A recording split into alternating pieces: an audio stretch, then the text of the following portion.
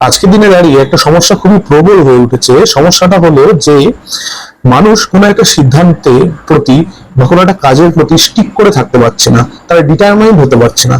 তারা হয়তো কোনো একটা উদ্যম নিয়ে শুরু করছে কোনো একটা কাজ করা, কিন্তু সেই উদ্যমটাতে তারা বেশি দিন টিকে থাকতে পারছে না। মানে এক কথা বলতে গেলে উদ্যমটাকে ধরে রাখতে পারছে না, যার ফলে কি একটা কাজ শুরু করার কিছুক্ষণ পরেই বা কিছুদিন পরেই কাজটা অর্ধেক শেষ করেই সে অন্যদিকে আবার চলে যাচ্ছে। এবং আরেকটা সমস্যা দেখা যাচ্ছে, সেটা হচ্ছে আজকে ভালো লাগছে না কালকে করবো।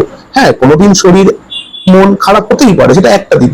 তো দিনের পর দিন কোন একটা সিদ্ধান্ত শুধু কাল করব কাল করব এর উপর দিয়ে যদি চলতে থাকে, তাহলে তো জীবনে কিছুই করা হয়ে উঠবে না। তো এই সমস্যা থেকে বাঁচার উপায় কি? প্রথমত আমাদেরকে যেটা মনে রাখতে হবে বা জানতে হবে, সেটা হচ্ছে মানুষের দেহ মন তিনটে গুণের দ্বারা প্রভাবিত হয়: সত্ত্বগুণ, রজগুণ এবং তমগুণ। এই যে আমরা সিদ্ধান্ত নিই, একটা উদ্যম নিয়ে কাজ করা শুরুও করি, কিন্তু কিছুদিন পর সেই কাজটাতে আমরা স্টিক করে থাকতে পারি না, আমরা পিছিয়ে আসি, কাজটা আমাদের করা হয় না। তখন বুঝতে হবে আমাদের মধ্যে রজগুণের প্রভাবটা অনেক বেশি। এবং যারা ওই কাল করব, আজ ভালো লাগছে না কাল করব, এরকম মানসিকতা নিয়ে চলেন এবং যার ফলে তাদের কাজটা হয়েই ওঠে না, তারা মূলত তমগুণের অধীনে। তো সত্য, রজ, তম এই তিন গুণের মধ্যে সত্যগুণ হচ্ছে সর্বশ্রেষ্ঠ। তো আমরা যদি আমাদের মধ্যে সত্যগুণের প্রভাবটাকে বাড়িয়ে দিই, তাহলে রজ এবং তমগুণের প্রভাব আমাদের মধ্যে অনেকটাই কমে যাবে। সত্যগুণের প্রভাব বাড়ানোর জন্য কি করতে হবে? প্রথমত, আমাদের দেহে 9টি দ্বার আছে, যেগুলো দিয়ে আমরা বাইরের বিভিন্ন জিনিসকে অ্যাবজর্ব করি। তার মধ্যে মলমূত্র দ্বারটা শুধুমাত্র মলমূত্র ত্যাগের ক্ষেত্রেই ব্যবহৃত হয়, ওটা কোনো অ্যাবজর্পশনের জন্য ব্যবহৃত হয় না। কিন্তু চোখ, তারপরে নাসিকা, কান, মুখ, এই সমস্ত দিয়ে কিন্তু আমরা অনেক কিছু কিন্তু সারাদিন আমরা অ্যাবজর্ব করি বাইরের প্রকৃতির থেকে। সেই অ্যাবজর্বেশনটাকে আমাদের একটু বদলাতে হবে। অর্থাৎ আমরা চোখ দিয়ে সবসময় সুন্দর, পজিটিভ, ভালো জিনিসকে দেখবো।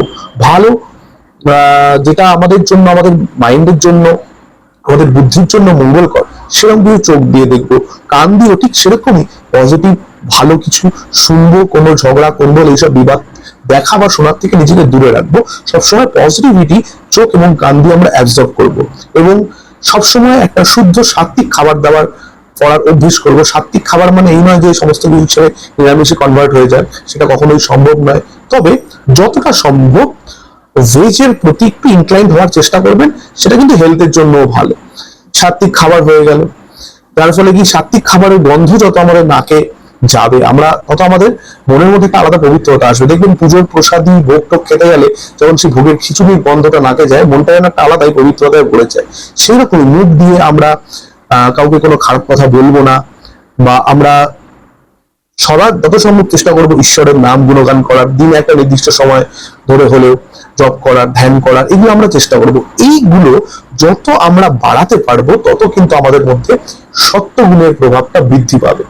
এবং যে ধরনের কাজ আমরা জেনারেলি, যে ধরনের কাজ আমরা করতে চাই, উদ্যম নিয়ে করা শুরু করি, সেই ধরনের কাজগুলোকে যদি আমরা একটু সকাল সকালে শিফট করে নিই, মানে আপনি বেশ একটু সকাল সকাল উঠলেন, কিছুক্ষণ ধ্যান, জপ, নিত্যকর্ম বা মেডিটেশন যা করার আপনি করলেন, একটু কিছু শারীরিক কসরত করলেন, দেন ফ্রেশ হয়ে তারপর সেই কাজটি করা শুরু করলেন।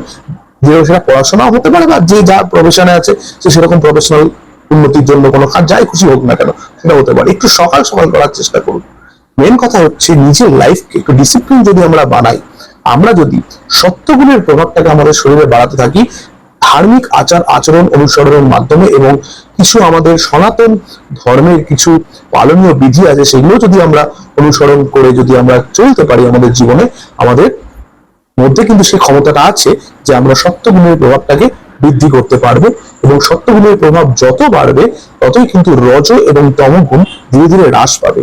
এবং সত্যগুণের দ্বারা যখন আমরা সম্পূর্ণরূপে, যখন আমাদের ভিতরে সত্যগুণের প্রভাবটাই বেশি থাকবে, তখন কিন্তু আমরা যে কোনো কাজ মনোযোগ দিয়ে করতেও পারবো। সেই কাজে আমাদের একাগ্রতাও থাকবে, সেই কাজের প্রতি আমাদের মনও লাগবে। সেই কাজটাকে আমরা প্রোক্রাস্টিনেট করে আজকে না কালকে, কালকে না পরশু এভাবে ঠেলবো না। দিনের দিনে আমরা টাইম মতন কাজটা করতেও পারবো। এক কথায় বলতে গেলে আমাদের জীবন সফল এবং সুন্দর হয়ে উঠবে। তো এই পলিসিগুলো যদি আমরা আমাদের জীবনে ফলো করি, এই ক্ষেত্রে আপনাদেরকে শ্রীমদ্ ভাগবত গীতা অনেকাংশে হেল্প করবে। কারণ ভগবান শ্রীকৃষ্ণ সেখানে কিন্তু অনেক নিয়মাবলী বলেছেন অর্জুনকে, যেগুলোর দ্বারা সত্যগুণের প্রভাব বৃদ্ধি করা সম্ভব, বা একটা সাত্বিক জীবন যাপন করা সম্ভব। একটা জিনিস মনে রাখবেন, সত্যগুণের প্রভাবই কিন্তু আমাদের জীবনে এই মুহূর্তে দরকার হয়ে পড়েছে। কারণ আজকে আমরা যে যুগে আছি সেটা হচ্ছে কলিযুগ, এবং কলিযুগটা জেনারেলি তমগুণের দ্বারাই পরিচালিত। সেই জন্য এই কাল কাল এবং কালের সাথে কিন্তু কলি কথার একটা মিল আছে। সেই জন্য আমাদের সবকিছুই ওই কাল হবে আর কাল করবো ওতেই আটকে থাকে, আজ বলে আর কিছু হয়ে ওঠে না। তো সেই জন্য কলিযুগের প্রভাব থেকে বাঁচতে গেলে কলিযুগে কিন্তু তমগুণই গ্রাস করবে। তাই কলিযুগের প্রভাব থেকে বাঁচতে গেলে আমাদেরকে সত্যগুণের প্রভাবটা নিজেদের মধ্যে বাড়াতে হবে, যে পদ্ধতি আমি বললাম সেগুলো, এবং আরো ডিটেলসে জানতে আপনারা ভগবত গীতার থেকেও জানতে পারেন, সেখানে ভগবান শ্রীকৃষ্ণ সুন্দর করে বুঝিয়েছেন। তো এই ছিল আজকের আলোচনা, এখানেই শেষ করছি। সকলে সুস্থ থাকবেন, ভালো থাকবেন, সকলে পুজো খুব সুন্দর এবং ভালো করে কাটাবেন। ধন্যবাদ।